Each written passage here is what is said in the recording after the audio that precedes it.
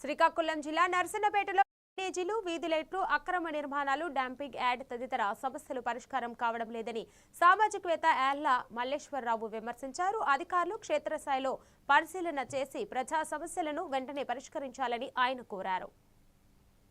నా పేరు యాళ్ల మల్లేశ్వరరావు, శ్రీకాకుళం జిల్లా నర్సన్నపేట మండలం చిన్నకరగం గ్రామం అండి. నర్సన్నపేట మేజర్ పంచాయతీలో పలు ఆక్రమణలు గురించి ఈరోజు మనం మాట్లాడుతున్నాం. గత 8 నెలలుగా ప్రభుత్వ చెరువుల్లో, ప్రభుత్వ స్థలాల్లో ఎటువంటి పర్మిషన్స్ లేకుండా అనాథరైజ్డ్గా బిల్డింగ్స్ కడుతున్నారు. అలానే ప్రభుత్వ బోర్లు తొలగించి ప్రైవేటు హోటల్ వాళ్ళు పార్కింగ్ల కింద వాడుకుంటున్నారు. అలానే ముఖ్యంగా గత 5 నెలల్లోన మన సీఎం గారు పోకరమైనప్పుడు జిల్లా కలెక్టర్ గారు నర్సన్నపేటని ఒక అద్భుతంగా తీర్చిదిద్దుతామని చెప్పి ప్రగంబలను పలికారు.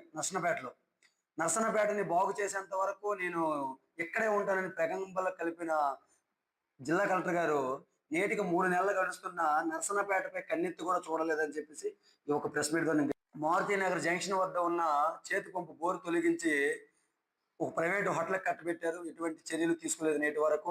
అక్కడ ఒక అధికారి బోర్ ఉందని ఇస్తారు, ఒక అధికారి బోర్ లేదని ఇస్తారు, ఇంకొక అధికారి అయితే అక్కడ బోర్ రాత్రి తీస్తారని ఇచ్చారు రిపోర్ట్లు.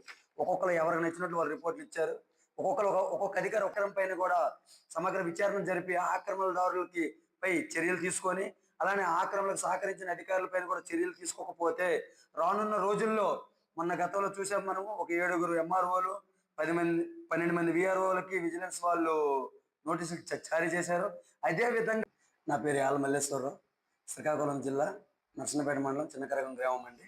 నర్సన్నపేట మెదక్ జిల్లా చేగుంట